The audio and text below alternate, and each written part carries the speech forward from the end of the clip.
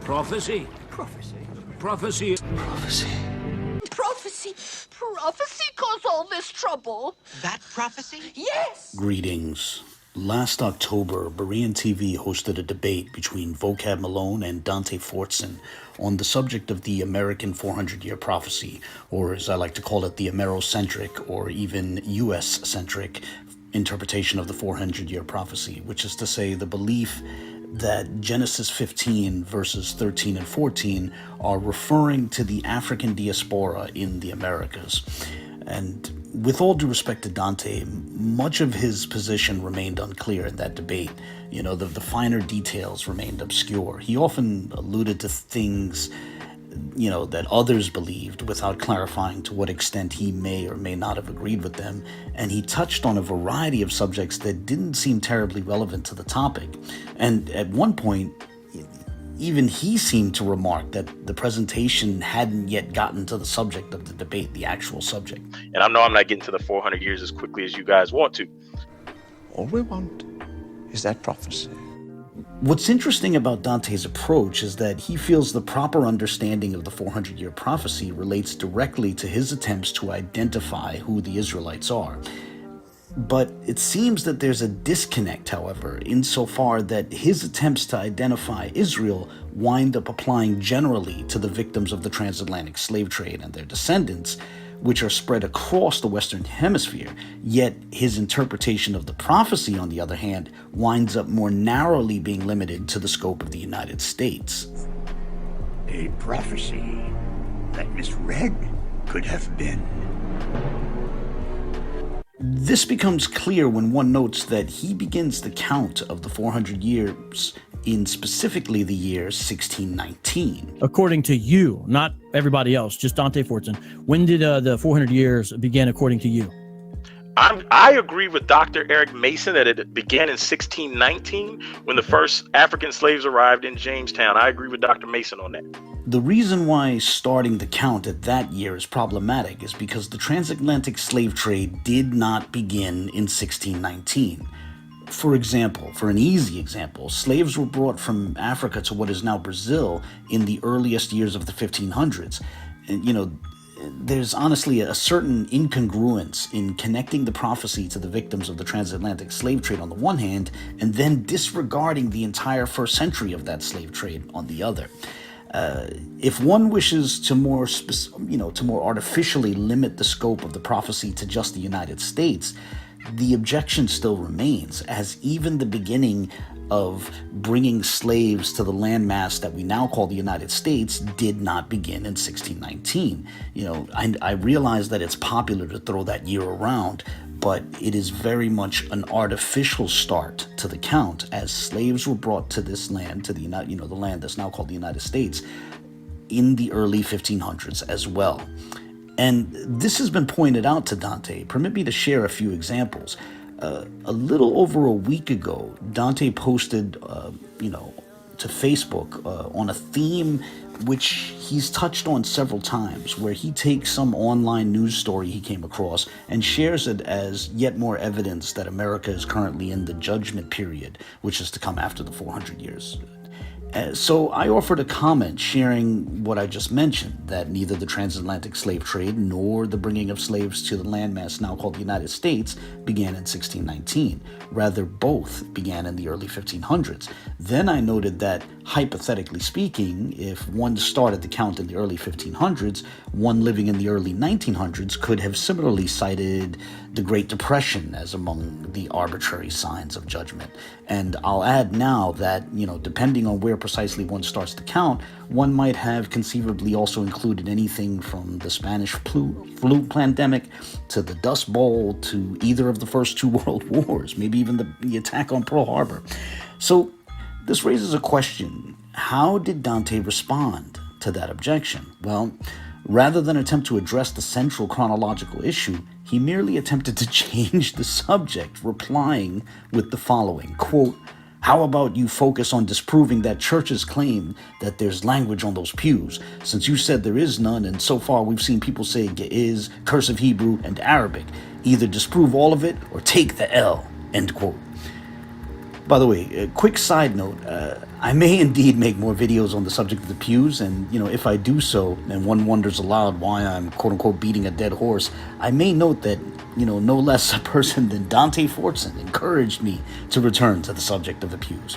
But putting that aside and getting back to the subject of this video, I want to make a quick comment on the practice of this practice of reaching for popular stories on the internet in a seemingly arbitrary fashion. In Dante's debate with Vocab, he ran through a number of things along those lines, a number of things that he felt pointed to the post-400-year judgment. And in perhaps the most glaring example of how such reflected his social media experience, he even brought up quote-unquote murder hornets. He wants you to believe the murder hornets were coincidence. Returning to Facebook, a couple days later, another gentleman posted some similar objections to the US-centric interpretation of the 400-year prophecy, and Dante was invited to comment. Once again, he did not address the central objection. Instead, he noted that others, including government agencies, have put emphasis on 1619. However, that doesn't escape the fact that such a starting point remains artificial. It's not the actual start for either the transatlantic slave trade or even slavery in the land now called the United States. Citing 1619 may be popular, but it's still artificial. In still another Facebook post, another gentleman who is apparently a proponent of this interpretation of the prophecy made the same sort of appeal to governmental, affirmation of the significance of the year 1619, though in this case he was citing something that was, at the state level, for specifically Virginia. But whatever the case, in the comments section, Dante claimed that skeptics of his interpretation of the prophecy are quote-unquote silent. So I attempted to again remind him of the objection, which he's seemingly not yet addressed. And how did Dante respond this time? Well, in keeping with a now familiar pattern, he once again tried to change the subject, replying as follows, quote, "It's been pointed out that you worship Mary and other dead people. Don't tell me shit about black history, especially when the convo is clearly way above your head. You need to worry about debunking there being Arab on those pews," end quote. I'm not sure what to say at this point. I mean, honestly, it's I really am honestly not sure what to say, except that it seems that Dante is unwilling to meaningfully grapple with the objections presented to his position. And I'll add that these sorts of responses are frankly, they're in keeping with a trend which was covered in a previous video of mine from a few months ago titled Just Ask Dante. Now, before I close this video, it's worth noting that Henry Louis Gates Jr.'s new book, The Black Church, has a passage which is relevant to this topic, and thus which I'd like to read here. Gates writes the following, quote, "We tend to forget that the first enslaved Africans actually arrived in North America long before the much-celebrated 1619 arrival of the 20-and-odd Negroes from the Kingdom of Ndongo in modern Angola at Port Comfort on Hampton Roads at the tip of the Virginia Peninsula. Enslaved Africans had been living in the Spanish colony of Florida at least since 1526, when they were taken as laborers to the failed Spanish colony of San Miguel del Hualdape, near Sapelo Island, off the coast of Georgia. Other enslaved Africans followed in 1528, 1539, and 1565, when the first Africans arrived at St. Augustine." End quote. In short, it doesn't matter how popular it is to invoke 1619.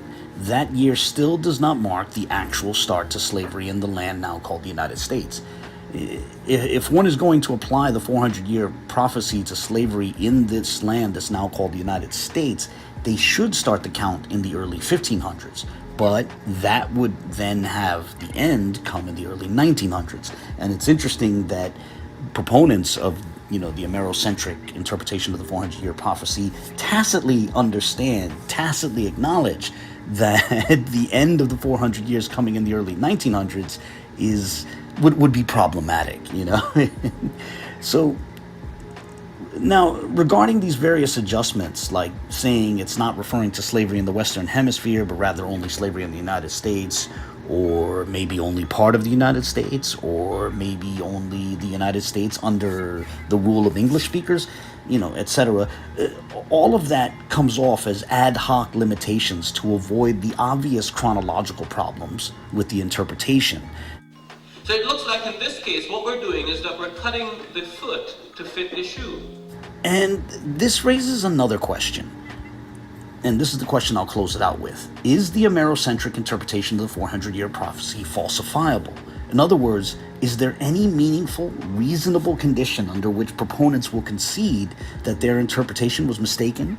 How many years have to pass before they conclude they were wrong? Maybe another 5 years, maybe more? Will they ever tell us this? Or will they never share that detail with us and prefer instead to keep the concept perpetually vague so as to more easily readjust it at times, as the years move on farther and farther away from 2019? Food for thought. As always, I look forward to the comments of others. God bless. But y'all came on my channel with a 400-year false prophecy. The 400-year prophecy is nonsense. Dante ain't give faithful vocab that work with that 400-year prophecy. This is what it is. Listen, I'm going to tell y'all, if y'all know history, y'all reading the book wrong. I ain't saying y'all wrong in everything, but y'all wrong with that 400-year prophecy. This is just what it is. Tell us when the 400 years is supposed to begin. Y'all ain't articulating nothing. Y'all reading.